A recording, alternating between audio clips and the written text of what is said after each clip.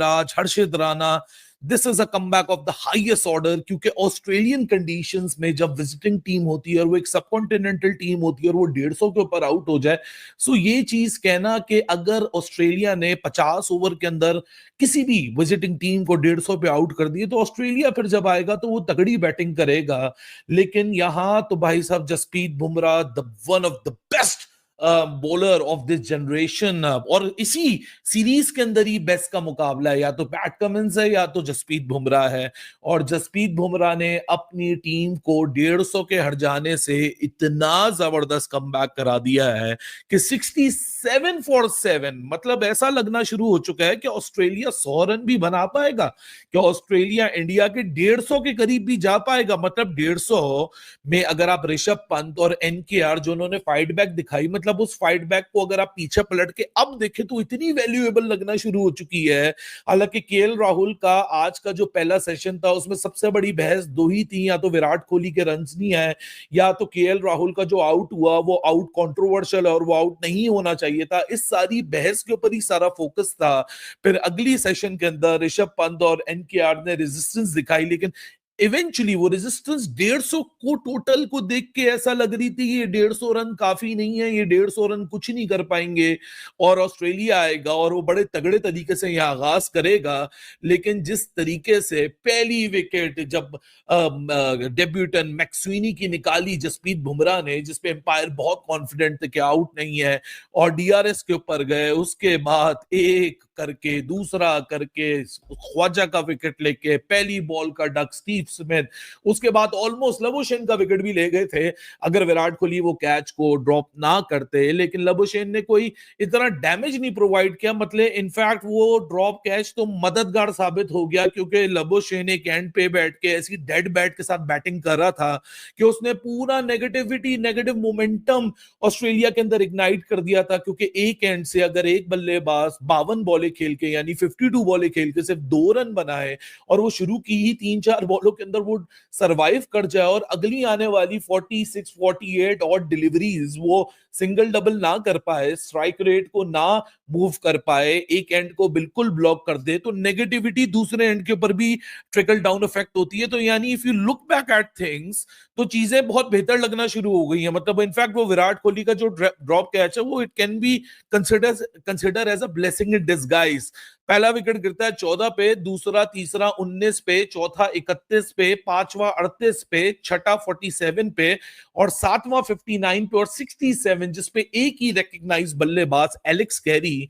लेकिन Mitchell Starc और Nathan line के अंदर कैपेसिटी है इनका साथ देने की और टेल को एक्सटेंड करने की, लेकिन आज शायद आधा घंटा और मिल जाता तो ये 3 विकेटें भी इंडिया गिरा के आज एक ऐसा आइकॉनिक दिन बन जाता पर्थ में कि जहां लास्ट टाइम टेस्ट मैच खेला जा रहा था इस विकेट के ऊपर तो पाकिस्तान पहले बॉलिंग कर रहा था, ऑस्ट्रेलिया ने 400 एंड समथिंग रन्स लगाए थे, और आज जब पर्थ पे दूसरा टेस्ट मैच हो रहा है तो इतना कंट्रास्ट है। हालांकि looking the conditions, looking the deck, looking at the pitch, ऐसा लग नहीं रहा कि 17 विकेटें एक दिन में गिर जाए, लेकिन 17 विकेटें तो गिरी ही गिरी, साथ में इंडिया की 10 और 7 विकेटें जिस फैशन में गिरी हैं, that was an absolute terrific thing to see, क्योंकि उसके पीछे एक प्रोसेस था। डेब्यूटेंट हर्षित राणा की बात करूं, जिस तरीके से उसने इसको क्या कहते हैं अपना ट्रेविस हेड को डिसमिस किया, उसको बोल्ड किया, मतलब वो वॉबल सीम का जो इस्तेमाल कर रहा है, वो वॉबल सीम से डिविएशन ले रहा है। ऑस्ट्रेलिया की पूरी इनिंग्स में जो एवरेज सीम था, स्विंग हवा में होता है, सीम ऑफ द सरफेस होता है, जो off the surface average deviation Australia के बॉलर्स ने प्रोड्यूस की दैट वाज 0.8, लेकिन जो ट्रेविस हेड को 0.8 degree to be very precise. लेकिन हर्षद राणा का बॉल वॉबल सीम की वजह से डिविएट जो हुआ, जिसकी वजह से उसका विकेट गया और वो बोल्ड हुआ, दैट वाज 1.36। सो ऑस्ट्रेलिया की पूरी बॉलिंग अटैक 0.8 डिग्री के डिविएशन से सीम से क्या कहते हैं डिविएशन प्रोड्यूस कर सकी, बट हर्षित राणा वो एक मैजिकल बॉल पे उनसे कहीं गुना ज्यादा कर गया और उसके बदौलत ट्रेविस हेड का विकेट गिरा। बेहतरीन किस्म की कप्तानी आपको जसप्रीत बुमराह की तरफ से दिखी। बहुत ही शानदार अंदाज में आज जसप्रीत बुमराह ने आउट किए, 4 विकेट्स हासिल की, सिराज ने 2 विकेट्स हासिल की। क्या कहना चाहेंगे इस हवाले से? देखिए अच्छी पहले दिन 17 विकेटें गिरी हैं और बैटिंग लाइन दोनों जो टीमें हैं उनकी मुश्किलात का शिकार रही है। ऋषभ पंत और नीतीश कुमार की बैटिंग की वजह से 150 तक इंडिया गया है लेकिन जो उनको नुकसान हुआ असल में वो देवदत्त पैडिकल बगैर कुछ स्कोर बनाए आउट हुए, ध्रुव जुरेल जो उनके साथ जायसवाल बगैर को रन बनाए आउट हुए, फिर विराट कोहली भी लंबे रन नहीं कर पाए हैं। कुछ वक्त गुजारा केएल राहुल ने, लेकिन जो 3 बैटर्स ऊपर के हैं अगर वो रन्स नहीं कर पाएंगे तो फिर मुश्किल होती है किसी भी टीम के लिए। तो इंडिया के लिए भी इब्तदाई तौर पर यही उनके लिए था कि उनके जो ऊपर के बल्लेबाज हैं उनके रन्स ना होने की वजह से फिर जो थोड़ा बहुत जितना भी हिस्सा डाल सकते थे वो ऋषभ पंत की तरफ से, और वो अपने रिवायती अंदाज में खेले हैं, साथ उनका साथ दिया रेड्डी ने, तो वो रन 150 तक चले गए। तो पहले दिन ही 17 विकेटें गिर गई हैं। तो अब देखना ही है कि टेस्ट मैच कितना वक्त लेता है। क्या कल ही ख़त्म हो जाता है? वैसे ये भी हो सकता है कि कल ही टेस्ट मैच ख़त्म हो जाए, तीसरे दिन चला जाएगा। कुछ बहुत भी अच्छा खेल होता है, ज़्यादा इम्कान यही है। क्रिकेट है, कुछ बदल भी सकता है, कुछ आप वसूख से नहीं कह सकते यकीन के साथ, लेकिन अगर 17 विकेटें पहले दिन गिर जाती हैं तो फिर बाकी बचती हैं 23 विकेटें और हैं। और अब देखना ये है कि 23 विकेटें और हैं। डेफिनेटली जब इंडिया बारी करने के लिए आएगा तो इंडिया ने ऑल आउट होना है, और फिर उसके बाद ऑस्ट्रेलिया ने ऑल आउट होना है। तो ये कितना वक्त लेता है, कल का दिन लेता है या उसके बाद कुछ और भी वक्त इसमें चला जाता है, लेकिन अभी तक तो लगता ही है कि 2-2.5 दिन के दरमियान ही टेस्ट मैच ख़त्म हो सकता है। पिच ऐसे बिहेव करता रहे, विकेटें गिरती रहें।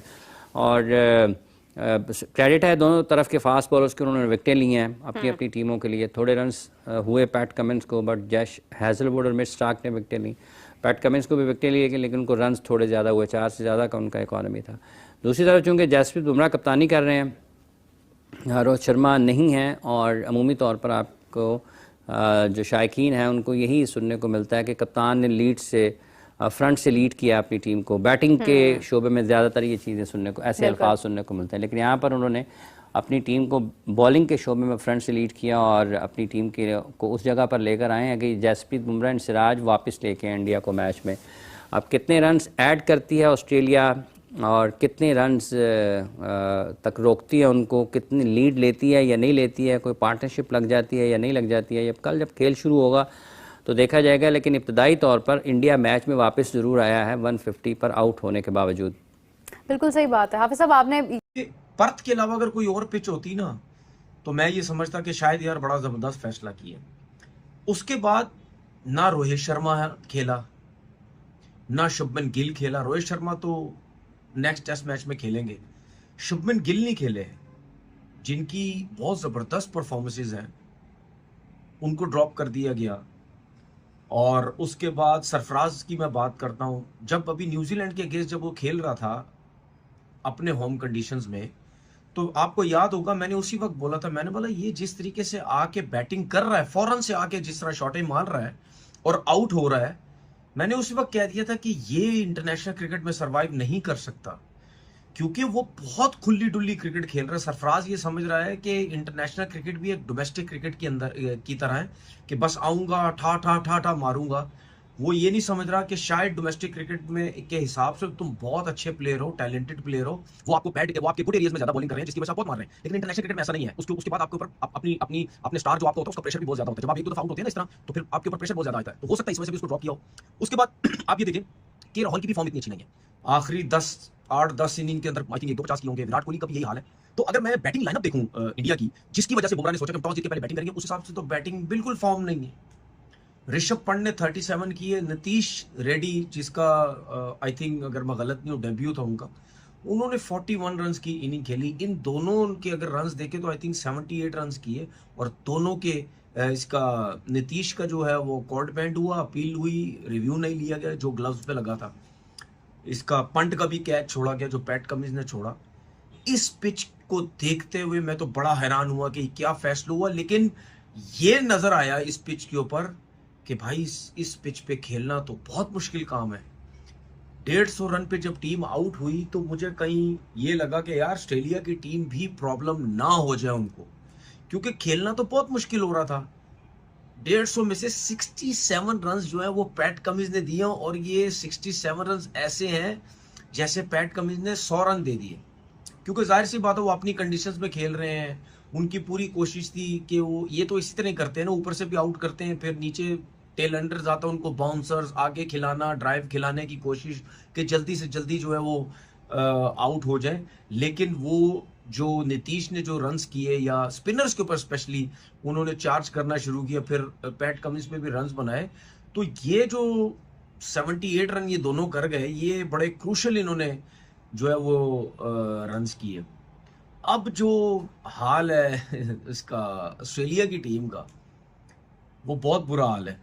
अब सबको आइडिया हो गया होगा कि यार, या इंडिया को भी हो गया होगा कि भाई रन्स तो हमने नहीं किए, लेकिन अब हमें फायदा हो गया, क्योंकि जो ऑस्ट्रेलिया की टीम है वो भी तकरीबन 67 पे मेरे ख्याल में उनके भी 7 आउट हो चुके हैं। और बुमराह ने क्या एक्स्ट्रॉर्डिनरी बॉलिंग की। फिर उसके बाद जो राणा साहब आए हैं एक नए, उनका एटीट्यूड बड़ा अग्रेसिव है। उसके बाद जो है वो लाइन और लेंथ के साथ बड़ी ज़बरदस्त बॉलिंग कर रहे हैं। देखें, जब कम रन्स होते हैं ना, तो अगर आप एक चैनल बॉलिंग नहीं करते तो फिर आप पैनिक होते हैं। पैनिक क्यों होते हैं? सोचते हैं कि नहीं यार, ये तो सिर्फ 150 रन है, अब क्या करें। उसमें आप वेवर्ड होने की कोशिश करते हैं, ज़बरदस्ती विकेट्स लेने की कोशिश करते हैं। लेकिन यहाँ पे हमने इंडियन बॉलर्स को क्या देखा कि वो पिच को बड़ा ज़बरदस्त वो यूज़ कर रहे हैं। बहुत ज़्यादा बॉल मुंह पे नहीं कर रहे, थोड़ा सा पीछे रखा हुआ लेंथ पे, गुड लेंथ पे बॉल कर रहे हैं। बॉल सीम बड़ा अच्छा हो रहा है, बहुत अच्छा सीम हो रहा है बॉल। जितने भी बॉलर देख लें, सिराज को देख लें, बुमराह को देख लें, राणा साहब को देख लें, ये बहुत अच्छी लाइन और लेंथ के साथ बॉल कर रहे हैं। और प्रॉब्लम क्या हो रही है? एयर में स्विंग नहीं हो रहा बॉल, पिच पे लगने के बाद कट हो रहा है। जब कट होता है बॉल, उस टाइम दुनिया का जितना बड़ा प्लेयर भी आ जाए, वो बहुत स्ट्रगल करता है, उसको नहीं खेला जाता, चाहे आप अपनी होम कंडीशंस में भी खेल रहे हो। अब 3 प्लेयर ऑस्ट्रेलिया की टीम में ऐसे थे इस पिच को देखते हुए कि मैं ये समझ रहा था अगर इनमें से कोई एक खड़ा हो गया, जो कि एक क्रीज पे है जिसका नाम है एलेक्स कैरी, ये 3 प्लेयर में से कोई एक भी खड़ा हो जाए, ये 150 रन के पास ले जाएंगे या थोड़े से रन ऊपर भी लेके जा सकते हैं अगर इनका साथ दिया।